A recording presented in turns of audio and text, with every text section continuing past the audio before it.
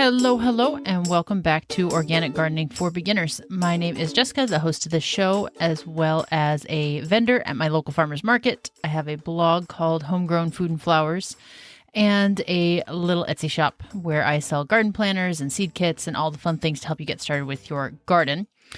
And today we are jumping into episode 46. I cannot believe we are almost to episode 50, which is pretty darn cool. But in any case, this week we are chatting about how to plan your garden through the seasons, and specifically how to transition from season to season. What are some of those key methods that you need to be able to use? How do your frost dates affect things? All of the planning and the seed starting and stuff that we've been talking about this last almost 2 months now. Crazy. How to put it into action. And I have a resource for you as well, and all the good stuff so that you have a very solid plan for this season, as well as what I suppose some would call the ability to give yourself grace when your plan doesn't go exactly as you had thought it would, because it definitely happens no matter how long you've been in the garden, where what you have on paper and what you have out in the garden are two very different things. So I want to remember here to also give the context of where I'm growing, just in case this is your first episode with me. I am in Western Oregon in Zone 8. Our last spring frost is around the beginning of May, and the first fall frost is around the end of October, beginning of November. Now, granted, I've been gone from this area for about 10 years. I'm from Washington State, just north of where we live now.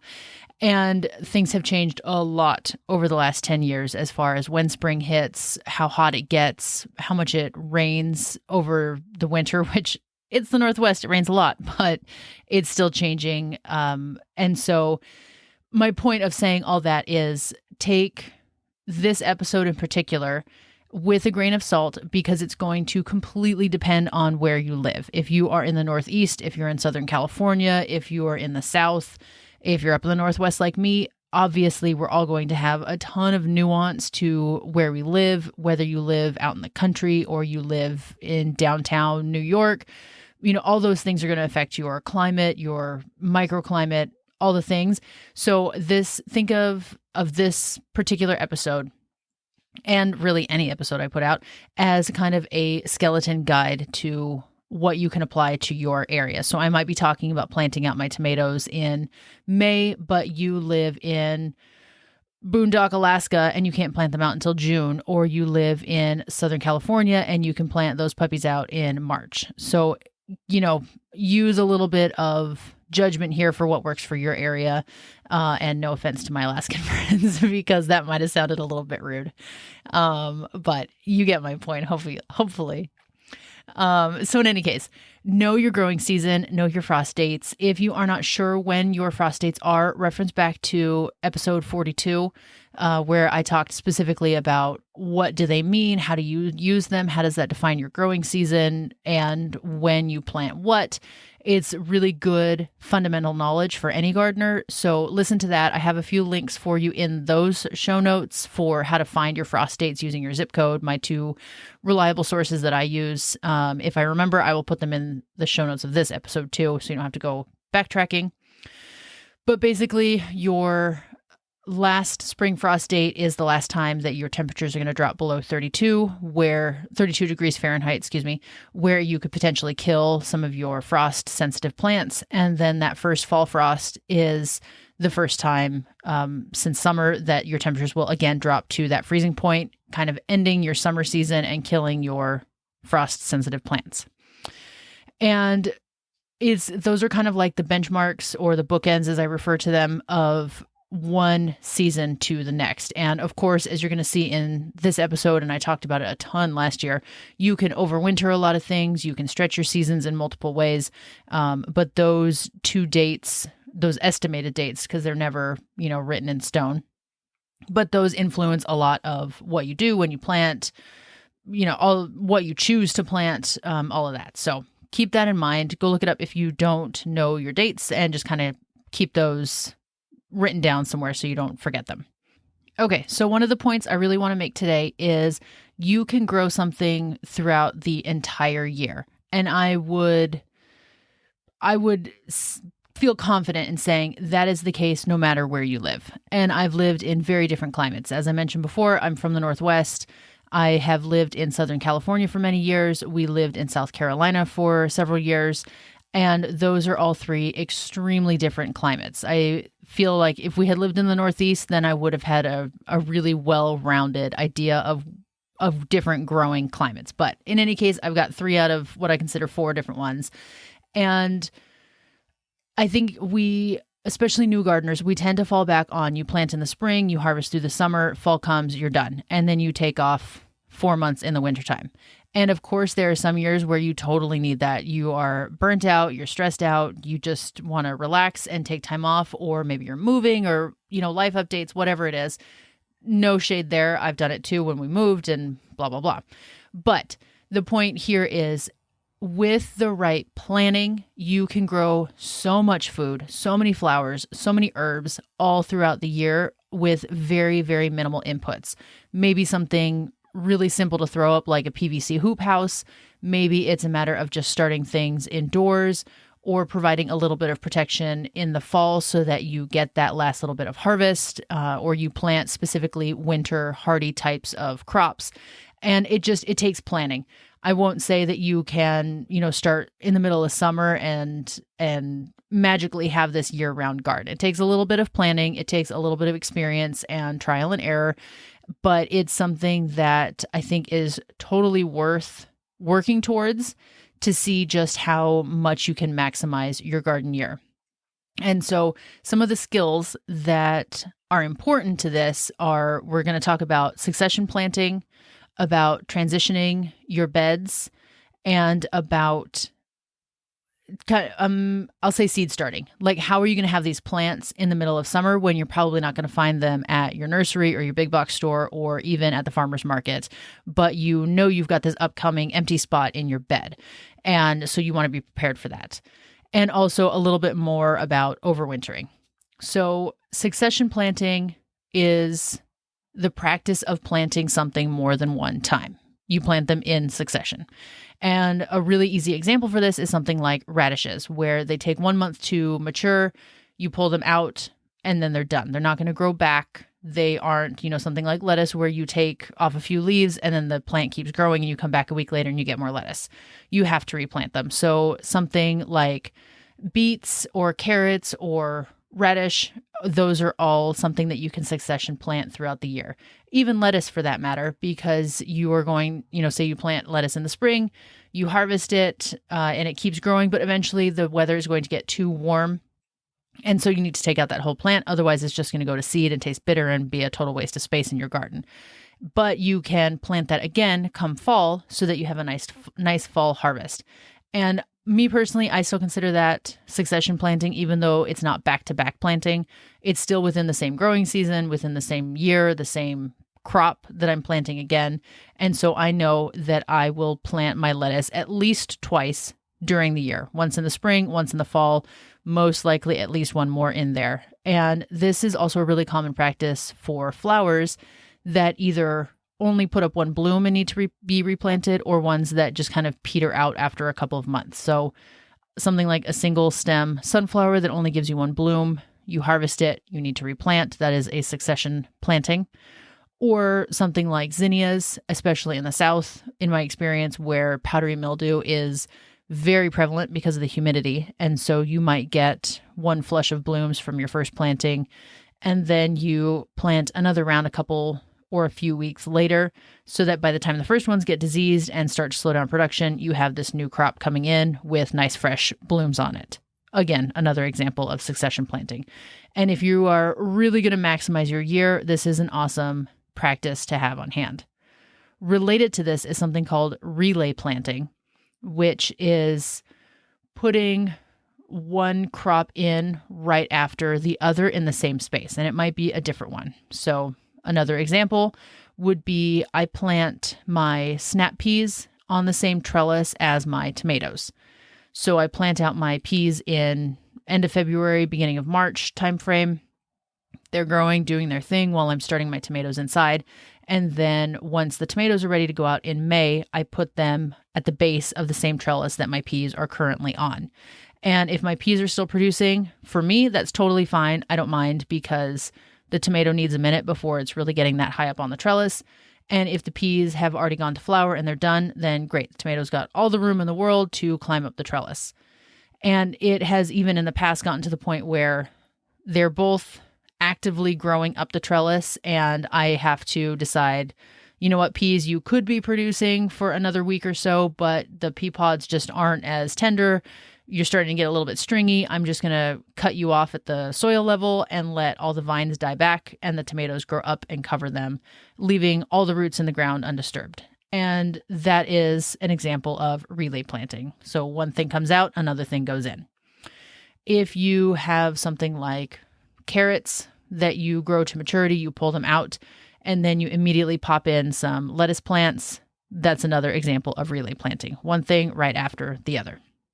And just like succession planting, this is a really important skill for when you are trying to avoid empty space in your garden, or you are trying to, make sure you've always got something producing or maturing to soon produce. So you always have flowers, you always have veggies coming out of your garden space.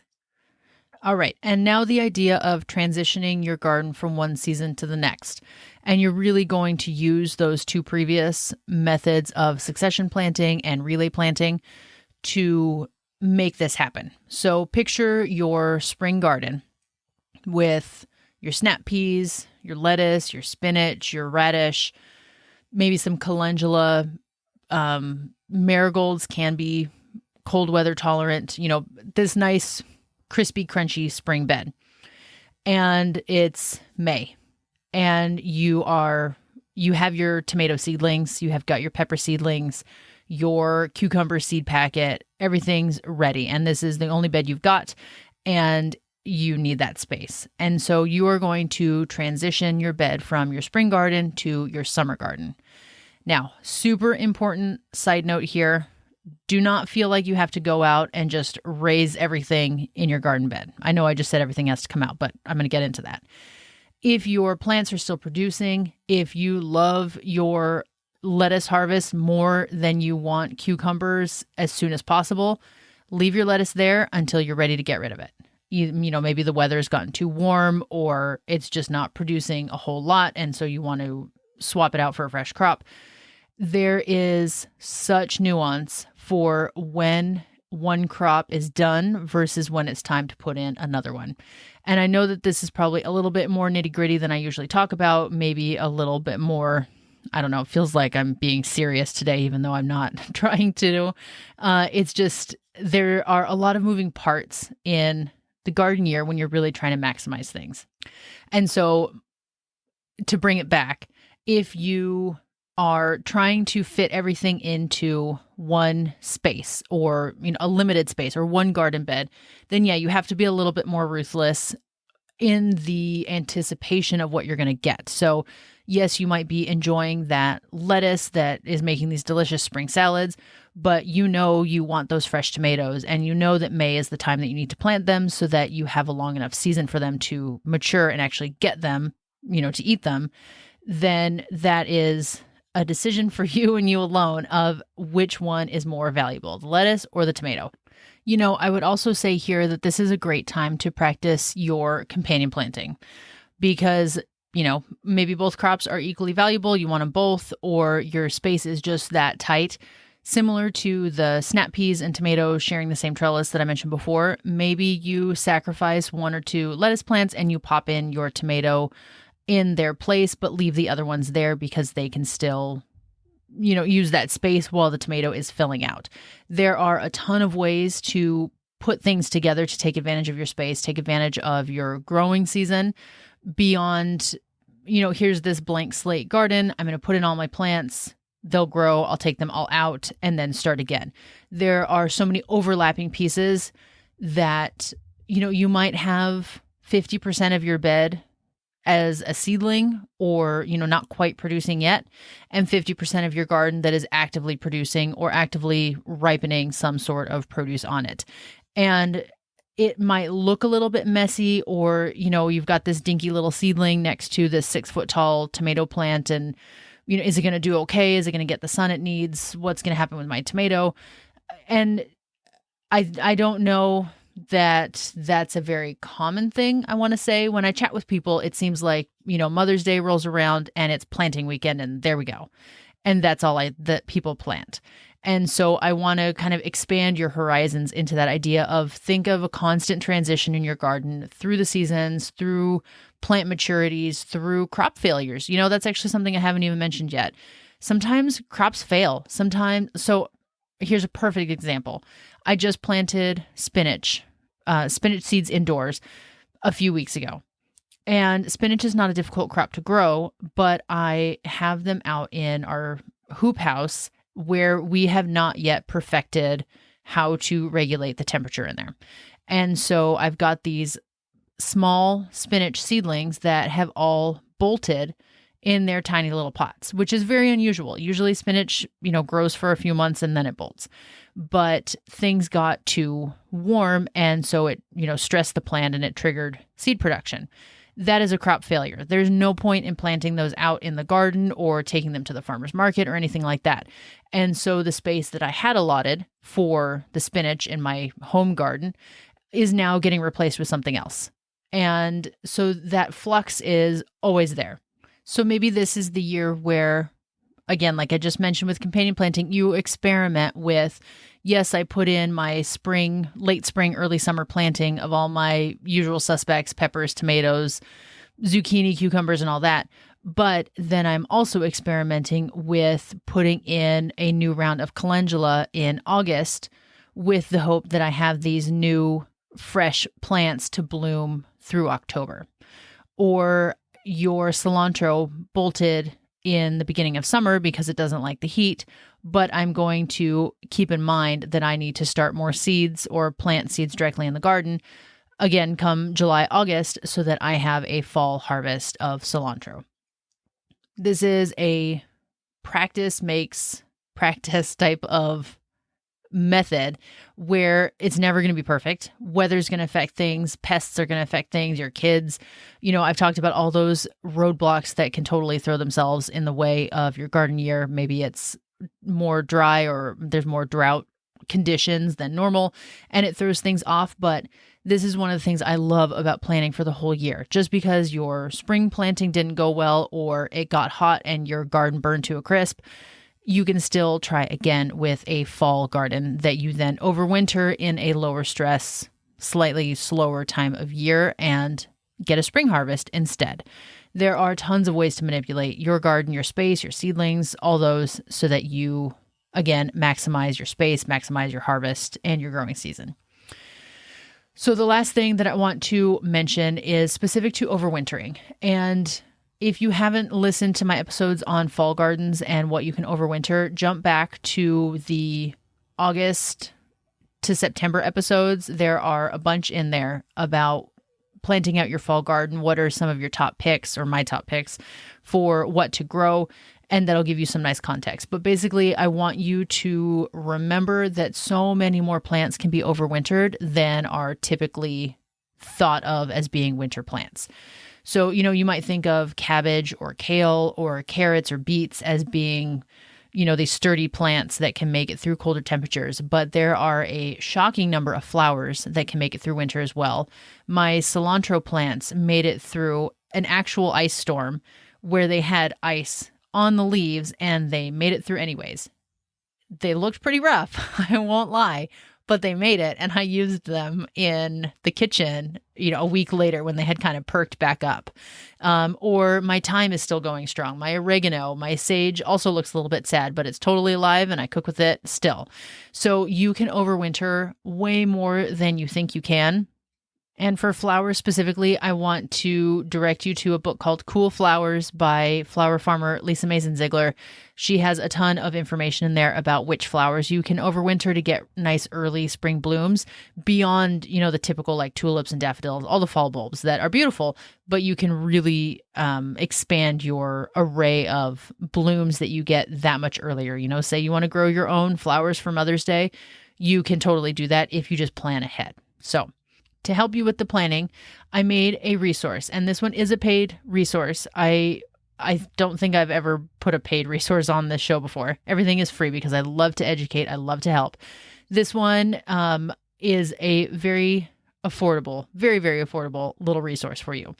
And what it has are layout templates. And there are two types. So I've got examples of how to plan out your garden if you just have one bed, because I know that that's the case for a lot of people. If you're just starting out, or you're experimenting, or you live in an apartment with, your tiny little backyard, whatever the case is, how can you use companion planting? How can you arrange your bed to make it as productive as possible? You guys know I talk all the time about companion planting, a little bit less lately with all of our garden planting, but companion planting is mixing and matching different crops in the same garden bed so that they can all help each other out. And so everything in this resource is using companion planting. Flowers, veggies, herbs, all living happily ever after together in the garden bed because that's the way nature likes it.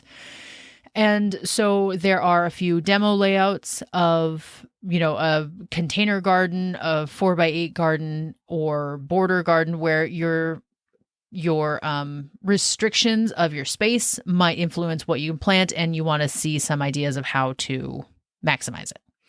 And then the part that's in there that I'm so super proud of, and it took so much work, but I really wanted it for you guys, is I put out a template of 4 garden beds, all 4x8, and I'm showing that garden through all 4 seasons. So what does it look like in spring, summer, fall, winter? How do you transition that garden bed from the winter garden into the spring, into the summer, et cetera, throughout the year? What can stay? What needs to go and be replaced by something else? What can you use as a perennial that you just have in your garden all the time and you plant around it? And I think it will give you a really nice bird's eye view of the garden year. And I'm doing it now in February so that you have plenty of time to look at it and apply it to your own situation. Now, please remember what I had mentioned before of this is just a demo garden. It's on paper. And on paper, everything's perfect. The sun shines, the pests stay away, and all your seeds germinate, and the 10 snap pea plants that are on that template are all there in your garden. On paper. In reality, who knows? Maybe only 8 germinate, or you get a hailstorm and it takes out your baby cilantro plants and you have to start again. So like I had mentioned at the very, very beginning, remember the nuance, remember your situation, remember sometimes stuff happens that sets our garden back a little bit. But this bird's eye view, now in the spring when you have time still to start all your seedlings, there's really nothing that you could want to grow this year that is too late to start right now. Some things might mature, a little bit later than if you had started them a month ago, but they are still totally doable. So you can take this resource, these templates, and come up with a plan this week for your garden for the whole year of what you are going to try to produce and make it happen. There's plenty of time left in the year. The templates all really focus on food production, on integrating flowers and integrating herbs. So there are flowers like calendula and yarrow and black-eyed Susan that are all amazing for your garden for drawing in pollinators. They can all be used as cut flowers. A lot of them are perennials, so you can plant them once and then you can plant your annual veggies and herbs around them. And I think it will be really, really helpful to kind of tackle some of that overwhelm that I know is so common at this time of year, where it feels like all you see around you is everybody starting seeds and, oh my gosh, I haven't started mine. And I've got this blank slate out in my yard and, oh my gosh, where do I start? And so take a look at these templates and see if you can apply, if not the exact combinations, because maybe you don't like the plants that I chose. But apply the principles to what you've got of, hey, look, she's got the trellis in the back where she's rotating peas and tomatoes and then peas again throughout the seasons. And what do I like to eat that grows tall that I can plant in spring or I can plant in summer to still take advantage of this same space? So check it out. And next week we have our what to do in your March garden. Can you believe it's March? I feel like I say this every single week. Where's the time going? It's flying. It's March. I can't wait. I literally have I don't know, 1,000 seedlings, probably, maybe even more, in my germination station out in the greenhouse. I'm bringing them to the market for the first time this coming weekend, and I could not be more excited. It's totally springtime. I love it. Even though it's raining and freezing cold today, we even have a fire going. All right. Talk to you next week. Bye.